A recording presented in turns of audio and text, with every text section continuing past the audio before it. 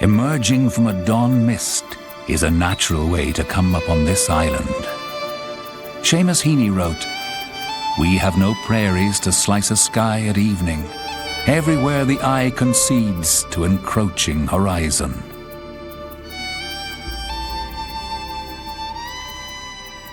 Here, history stands up in the monuments of saints and scholars, who, from Celtic times, made it a hub of learning. In Ireland's mix of people and influences, the written word is still the magic coin, an international currency. The pens of W.B. Yeats, George Bernard Shaw, James Joyce, and others strike universal music from the tempo and temper of their people. This land has left its mark on Ireland's people, and they in turn have made their mark on the world's esteem.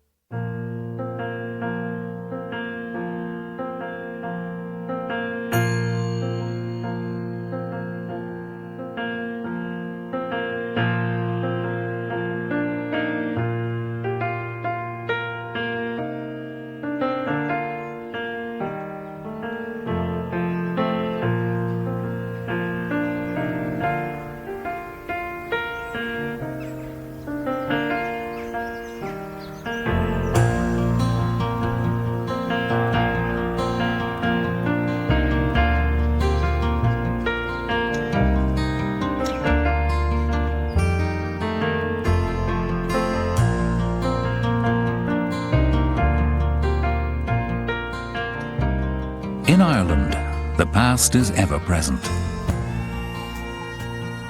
Monasteries punctuate the priorities and patterns of living of a nearly 2,000-year-old Christianity. These were the dynamos of prayer and learning, driving a commerce of God, a trade in thoughts. Not too much going by the book, nor bounded within straight and ruly lines. Almost grudgingly, they've consented to live and work in towns, themselves not greatly regular.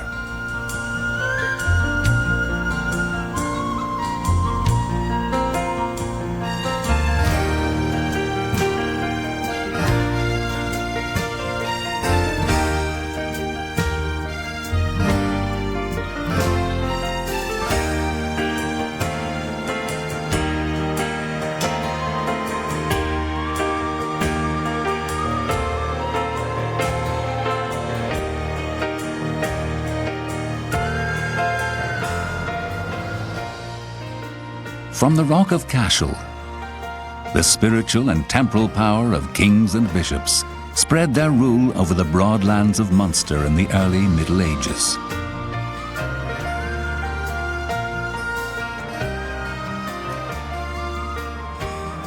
Other times, other priorities.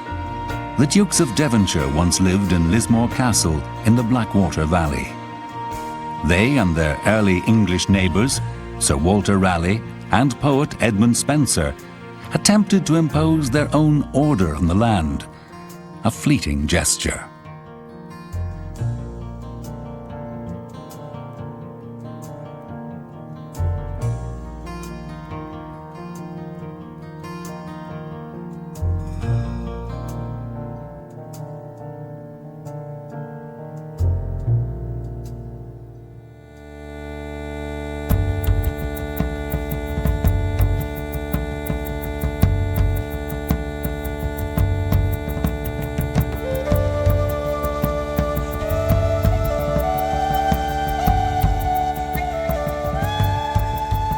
poet Yeats once described the streets of London as lonely London pavement grey, but the words apply here just as well.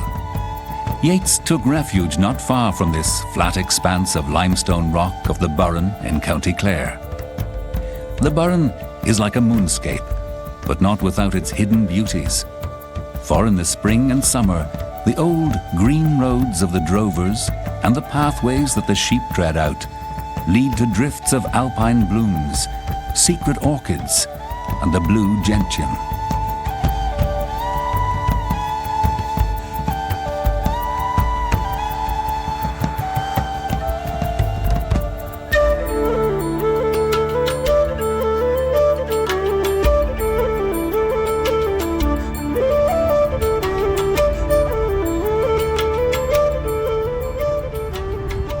The Cliffs of Moher, thrust up from prehistoric seas, produce fossil stone for the hearths of homes and stately halls. Only the brave press close to the edge, peering down to the dawn of time, where the sea scribbles white waves on the ancient layered rock face. The wild sounds of seabirds counterpoint the piping music of Willie Clancy's music school nearby.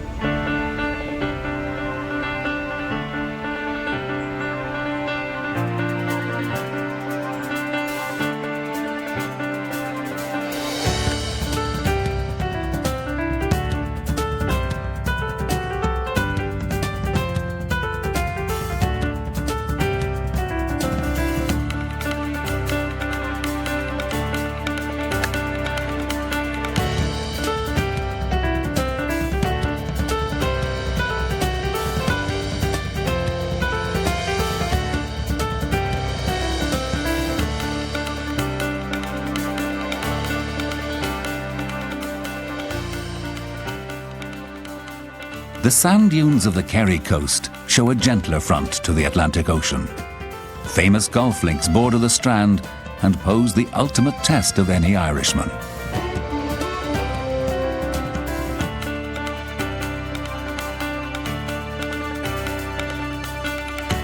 Nearby, Ballybunion is famous for its annual Bachelors' Festival, a contest to find Ireland's most eligible man.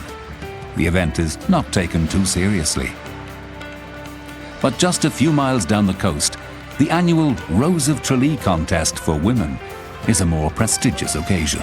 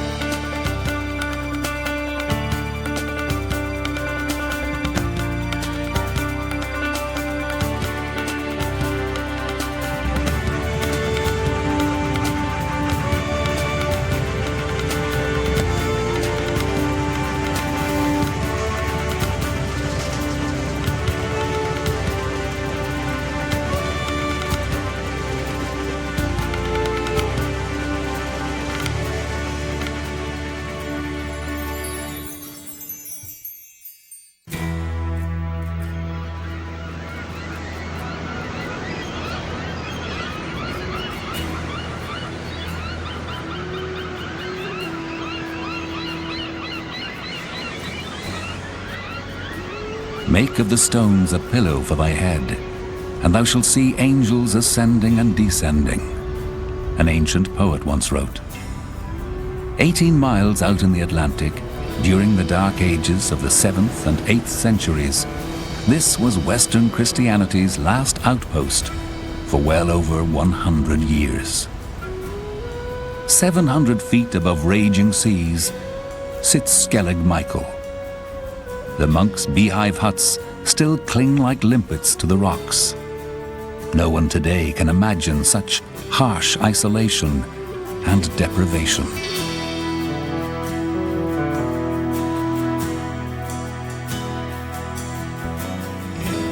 Homeric themes of love, death, suffering live in beautiful, simple prose etched from the Irish language in masterpieces of literature. Onthalomach, the Island Man, Fithe Bliana Fós, 20 years a-growing. They were written by people who lived off the end of the Dingle Peninsula. These are treacherous waters, the grave alike of ships of the Spanish Armada whose names ring down the centuries like a litany, and of those people in this century who lost their lives following the shoaling of mackerel for a living. As they said themselves, their like will not be seen again. Their descendants, who live along the eastern seaboard of America, often celebrate the old days in the next parish across the seas, for Dingle is the next town to America.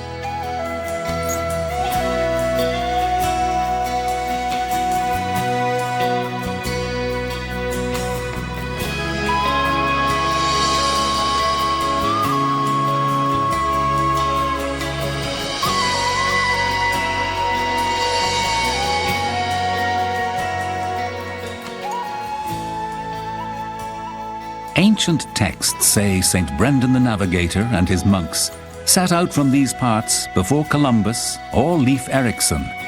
Just as Patrick and other missionaries brought the faith to Ireland, Ireland's people in turn have shared their values with the old and the new world ever since. It's entirely right that places like Waterville and Valentia were the basis from which the first telephone cable was laid for the modern communications era. The towns today are popular destinations along Ireland's famous Ring of Kerry.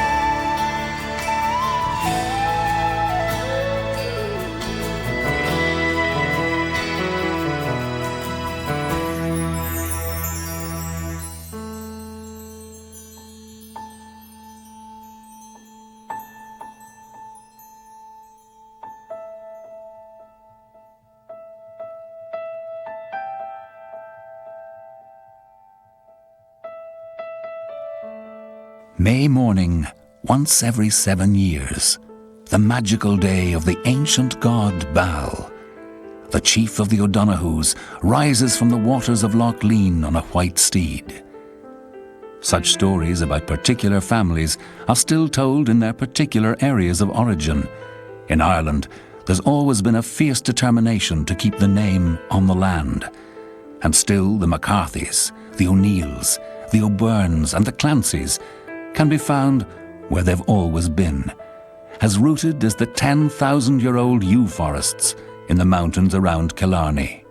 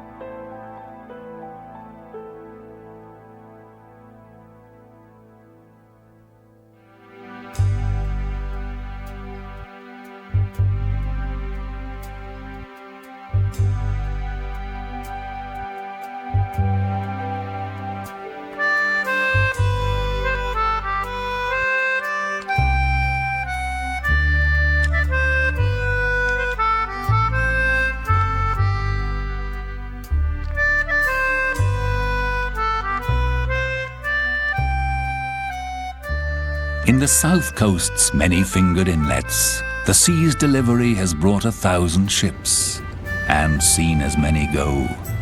From Wexford and Waterford to Bantry Bay, the sea has been a trade route, a playground, and a grave. British fleets have sheltered and been supplied, where legendary Milesians made their first landfall in leather-covered boats. Vikings, Normans, booty hunters from far and near have sought the river mouths of Nore and Suir, Blackwater and Lee, safe havens from which to seek further fame and fortune.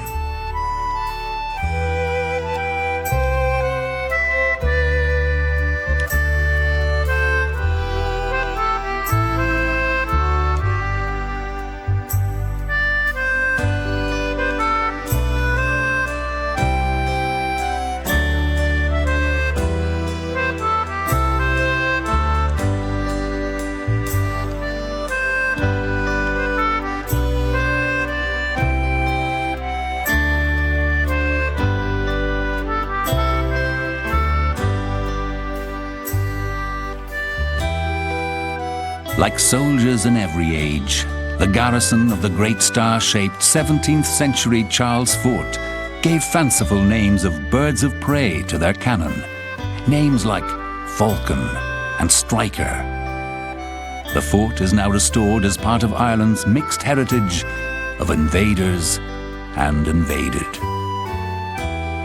One of them, a McCarthy chief, is supposed to have used his silver-tongued eloquence to persuade the First Elizabeth to let him keep his stronghold at Blarney Castle.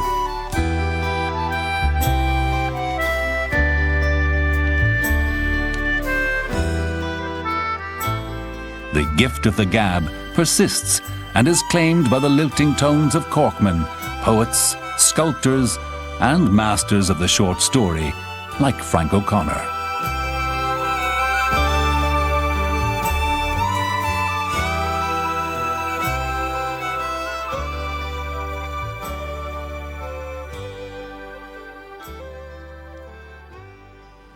After enduring centuries of invasion, tens of thousands of Irish families were forced to give up their homeland in the mid-1800s. Famine and destitution drove them onto the trackless sea. It became a road where those who'd gone before were a small, far-off light beckoning to those languishing at home. The Irish word for emigrant, Joree, holds within its teardrop meaning a tide of sorrow which has carried away a million hearts. As they set sail across the Atlantic, the last visible bit of Ireland fading into the grey was Fastnet Rock. For those who were able to return, it emerged as the first tangible sign of home. As one saying goes, the times they are a-changing. The wild geese return along the beckoning beacon of better times, or never have to go away at all.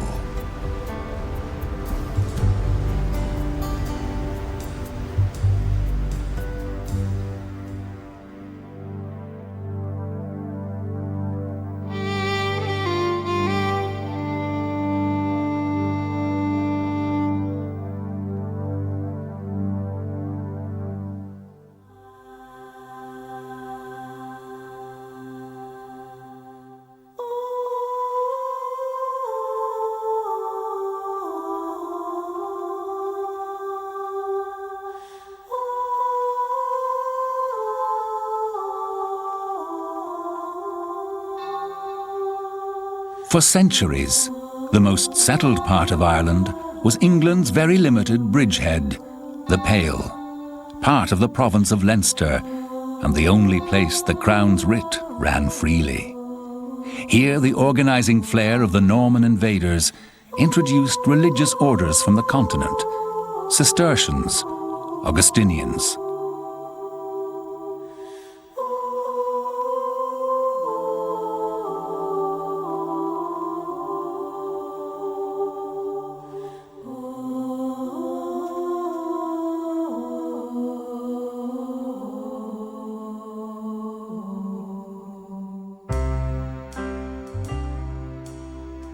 Man's interaction with his fate and his attempts to divine powers beyond his daily existence here go back beyond the Great Pyramid of Egypt to Neolithic Newgrange.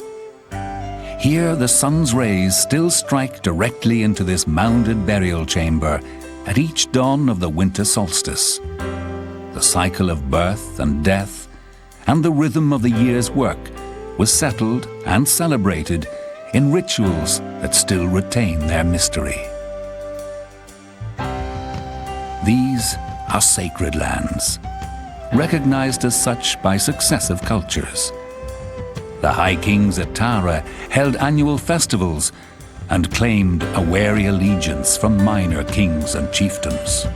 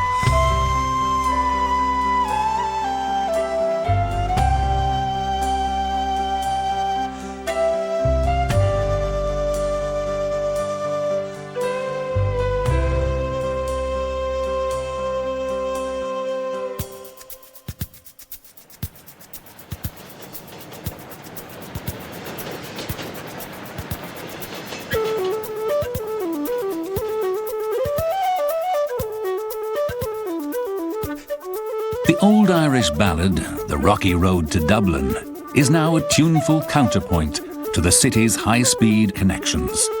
Dublin's tempo is ever quickening. Europe's chattering classes and culture vultures have made it an essential stage on their grand tour.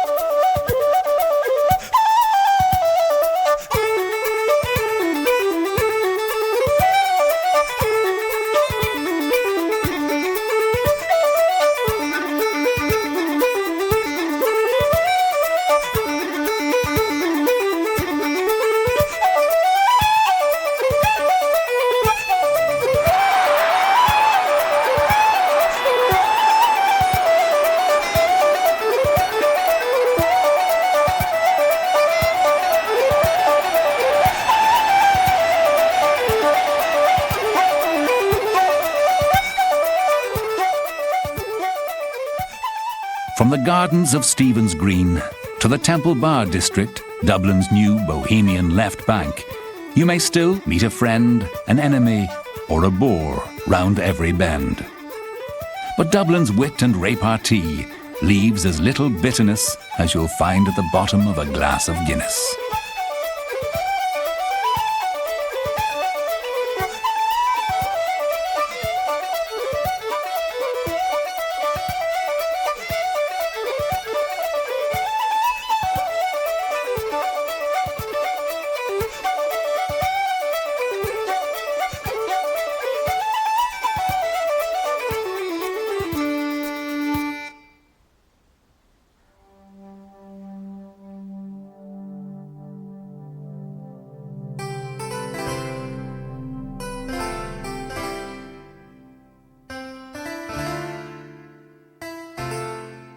The Ascendancy, founders of the great houses in Ireland, have a mixed reputation.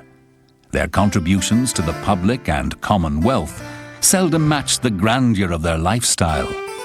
In general, the Anglo-Irish, however, were, in Yeats' words, no mean people. Recurring great names are the Ormond Butlers and the Fitzgeralds, who were the Earls of Kildare and Dukes of Leinster. Their townhouse, now the seat of the Irish Parliament. The Fitzgeralds were once considered the uncrowned kings of Ireland.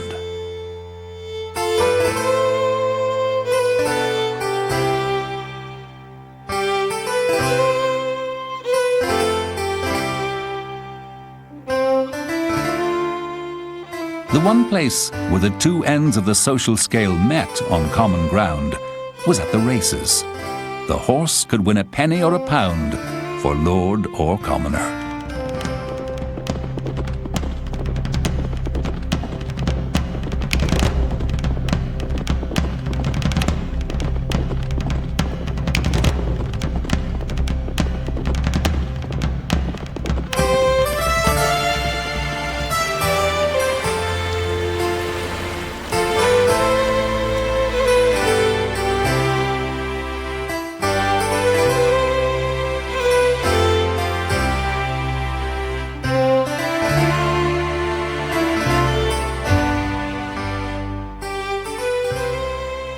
The state has inherited and maintains some of the best of the old great houses, where all Ireland's citizens can now visit their treasures and take refreshment on the terraces.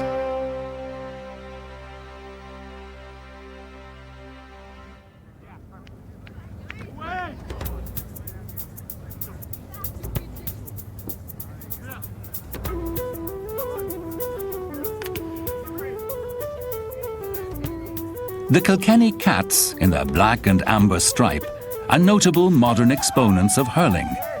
The game began with a small leather ball being struck by teams from neighbouring parishes, the winners being those who, at the end of the day, had penetrated furthest into their opponent's territory. Like diplomacy, it was a more peaceful way to let off steam than the older, murderous faction fights. It was war by other means.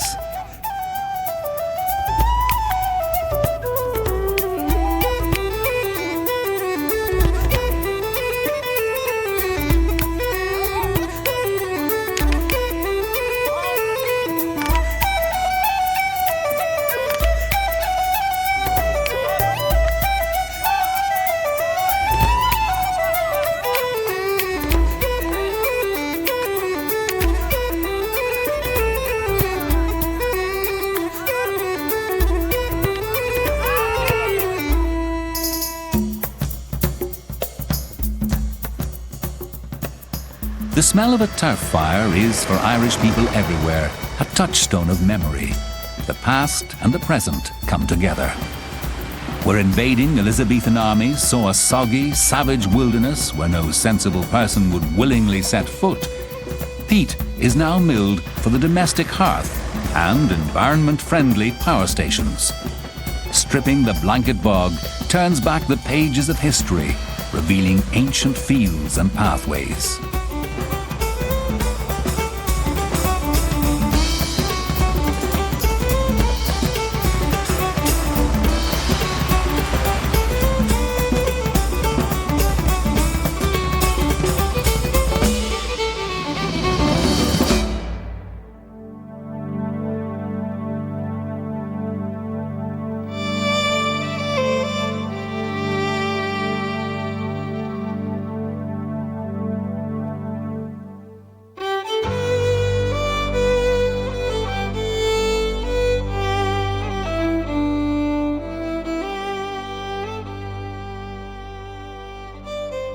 There Ben Bulben's head is where jealous Fionn of the warrior Fianna finally cornered young Diarmid, with whom his queen Grania had run away.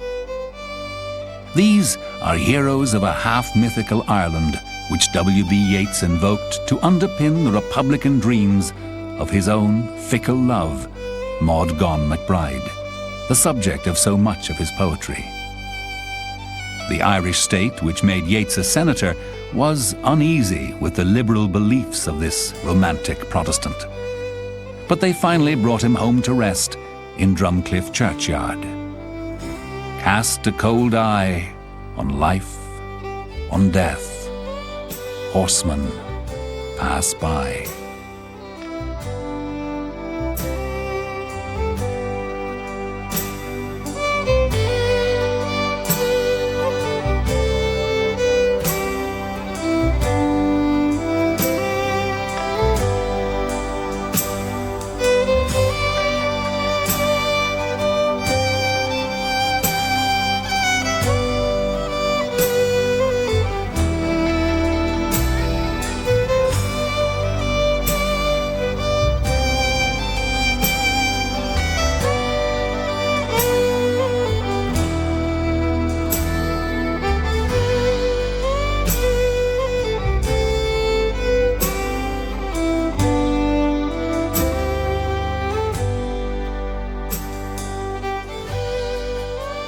the wind has bundled up the clouds over Knocknarea, and thrown the thunder on the stones, for all that Maeve can say.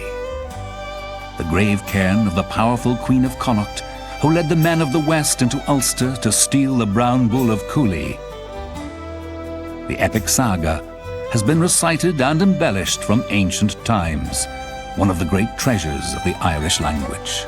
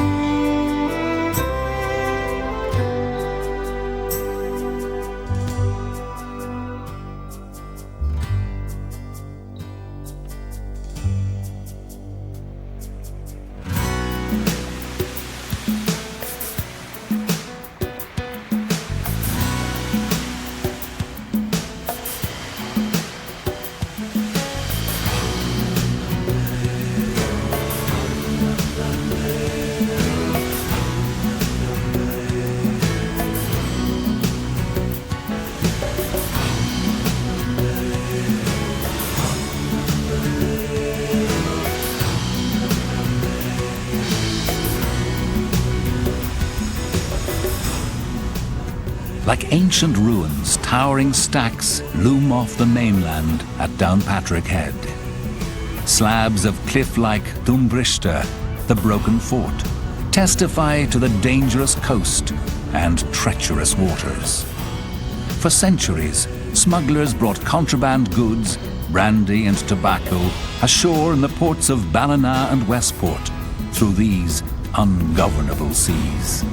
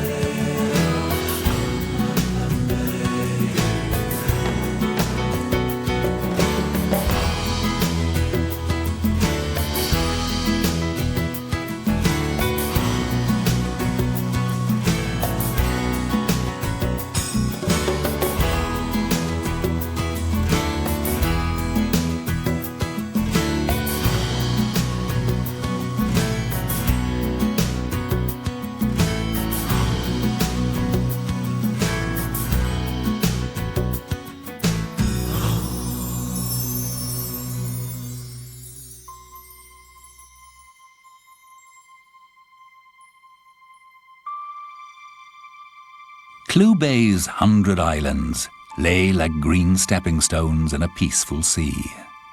But once, they were the domain of traders and raiders, the seafaring O'Malleys. The O'Malleys traded with La Coruna and the ports of northern Spain and exacted tribute on the high seas. Their warrior chief was a woman, a she-king, Gráinne O'Malley, Gráinne Whale. Her exploits were so cunning, so daring, that she captured the attention of Queen Elizabeth herself, who extended a royal invitation to visit in London.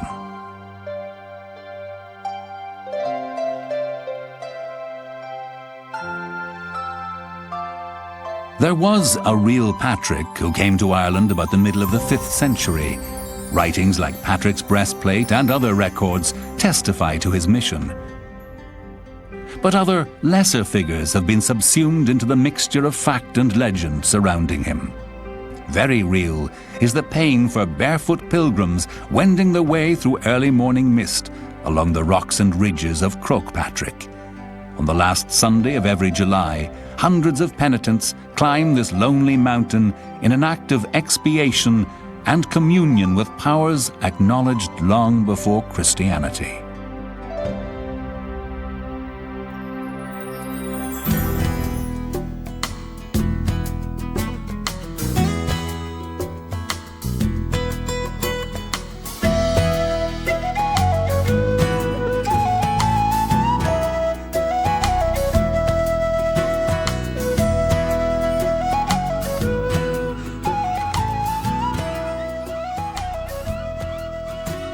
Galway City.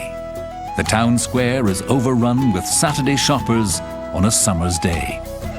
It was once called the City of the Tribes, home to chief Irish families, but may be better titled City of Youth.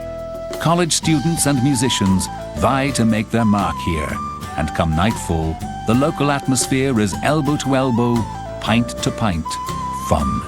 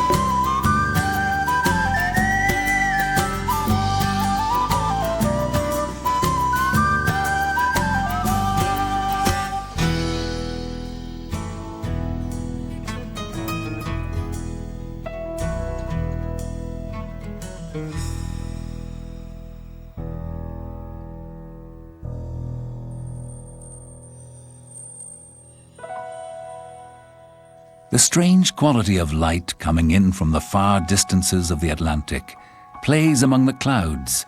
It glints on the glacial pools gathered in the rocky folds.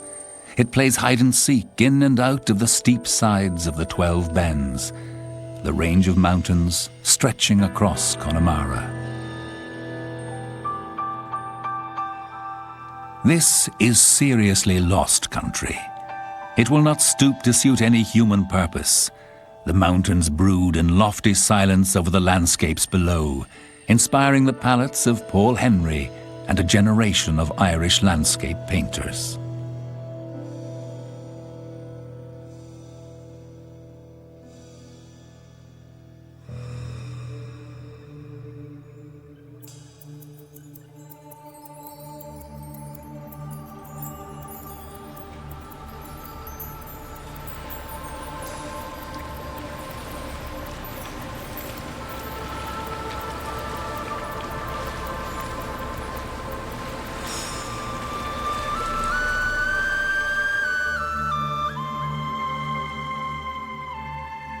High Brazil, the Isles of the Blessed.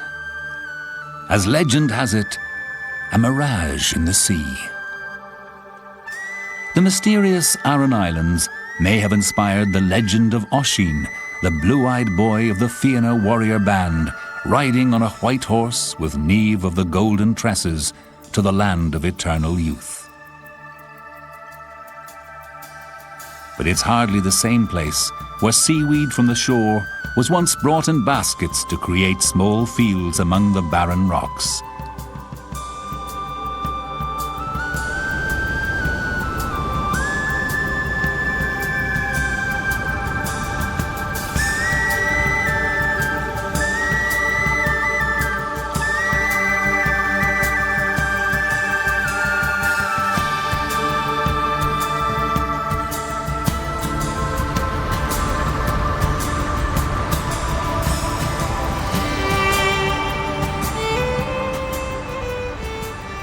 Dunengus, the ultimate in unassailable fortresses. Were the people who barricaded themselves here driven to the edge of doom, or survivors of a lost Atlantis? Some would have it they and their descendants share in a common strand of a culture stretching along 1,000 miles of the Atlantic seaboard, south to Spanish Galicia and North Africa. Certainly, the rhythms and cadences of speech, and above all the music of these parts, have echoes from far-off places.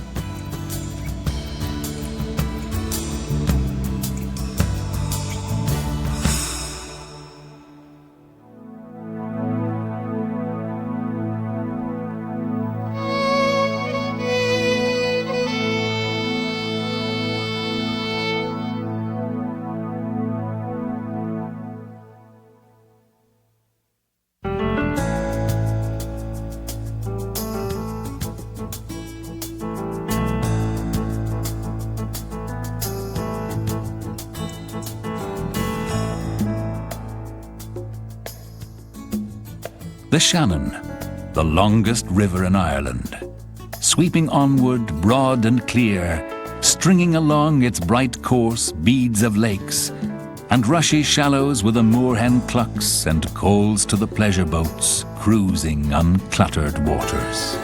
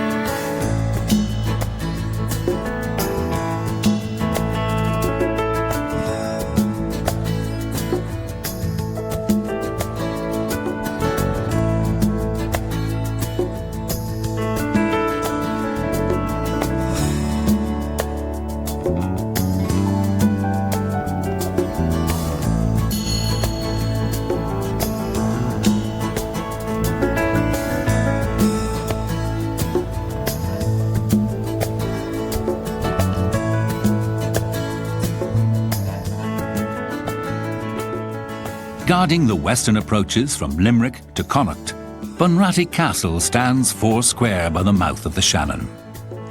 The O'Briens, lords of Thomond, like other great Irish families, took different sides in the political fortunes of the day. Moira Rua, widowed in the wars of the 17th century, married an enemy soldier to hold their patrimony for her sons.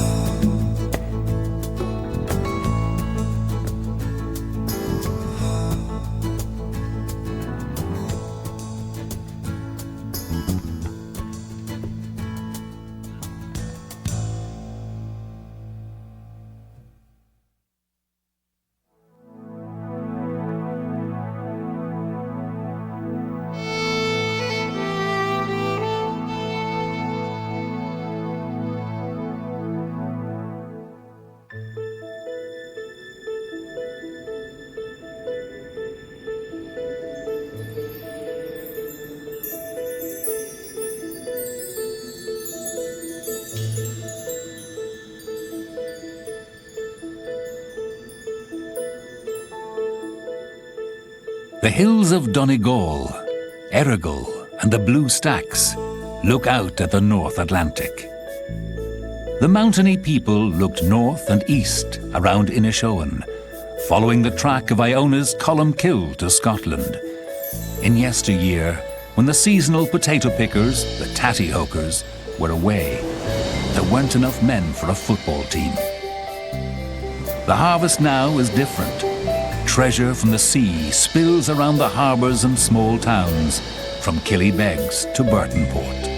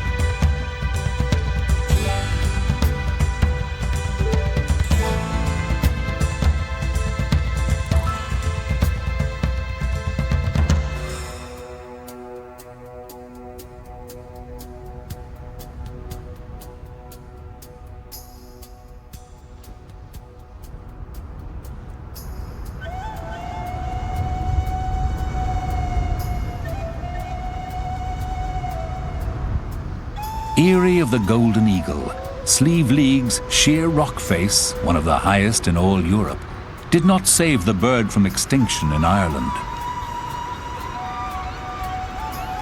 But the vertical landscape here may be the inspiration of a notable Donegal profession, expertise in digging underground. Wherever earth is moved the world over, there the spirit moves and brings the famed tunnelers of Donegal.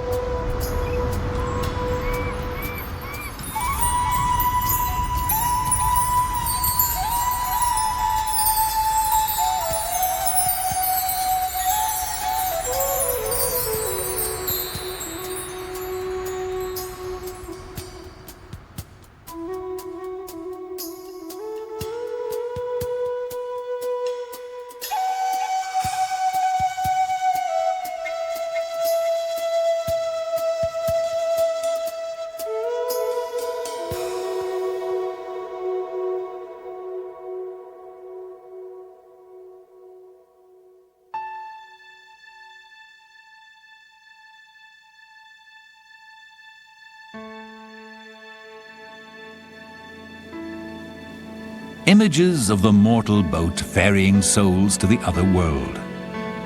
In Seamus Heaney's work, Station Island, the phrase, "hurry of bells," summons him to find himself again. St. Patrick's Purgatory has been the Mecca of the Gael for 1,000 years. Princes came here from Compostela to go through the inferno within and wrestle with Dante's demons. People who come to Station Island today face a similar ritual. 3 days of fasting, bare feet shuffling about the rounds, the penance patterns of flinty stone. The only way out is to look within.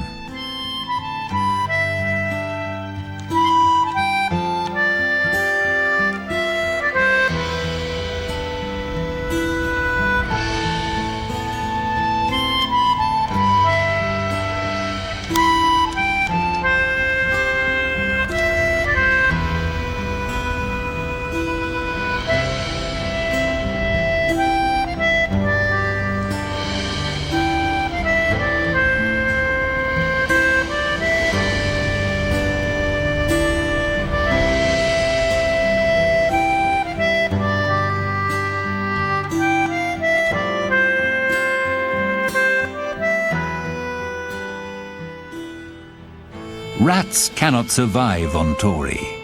Its soil wards off misfortune. A solitary place, its islanders nicknamed their winter enemy, the deadly sea passage to the mainland, the Crucifier. Having made that first small journey, former Tory islanders the world over travel with a pinch of island earth, a universal talisman, a corner near the heart, forever Tory.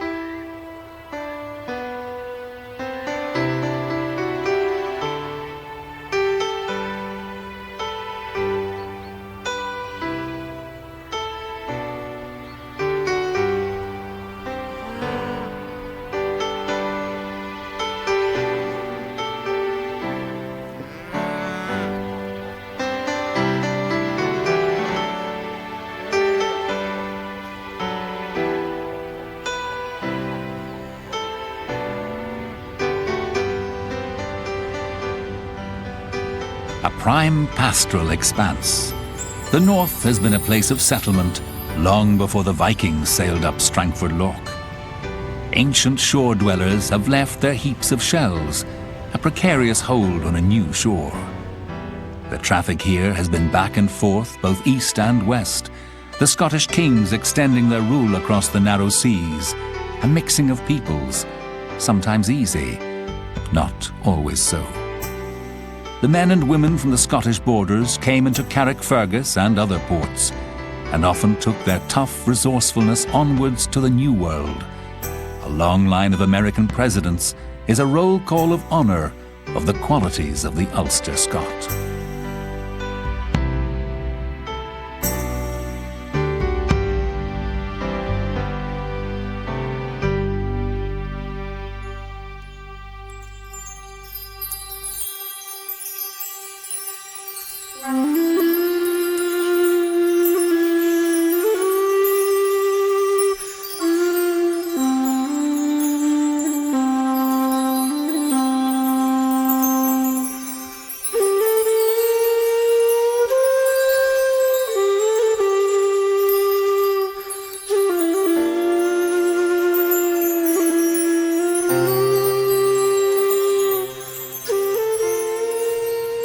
The bleaching greens of the Lagan Valley supplied the mills, and Belfast linen and Belfast ships spread a byword for excellence around the world, records of the industry of the 17th century settlers.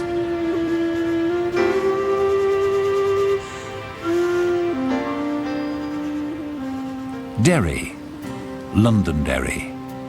Derry of Columkill and the London Guilds have looked both ways.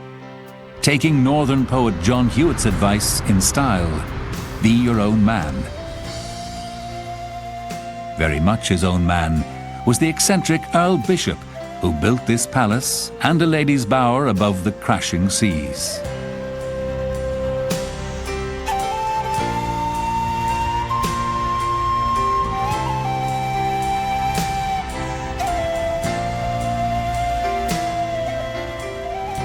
The bones of Dunluce Castle are a proper setting for the daring exploits of famous chieftain Sorley Boy MacDonald, whose history straddles the narrow seas to Scotland and all of Ulster's history.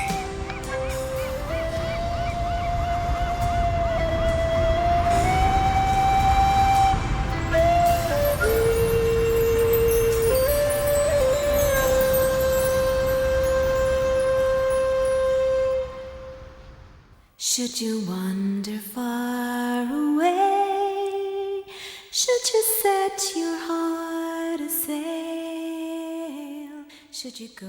When you look upon Ireland, what do you see? One writer saw people made out of the wet, limey soil. Others saw dreamers and mystics, warriors and chiefs, or a cruel Celtic streak shaped and fashioned by the place they came from. Heaney sees its writers and artists who, in his words, capture the impulse of pleasure in the presence of natural phenomena. The land continues to leave its mark on Ireland's people, and they carry that gift wherever they go. Perhaps the sentiment is better stated in this Irish poem. And dearer the wind in its crying, and the secrets the wet hills hold, than the goldenest place they could find you, in the heart of a country of gold.